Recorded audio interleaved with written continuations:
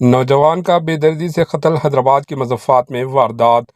शहर के मज़फ़्फ़ाती इलाके में वाक़े अल्लापुर में एक सुनसान जगह में नामालूम नौजवान की लाश दस्तयाब हुई।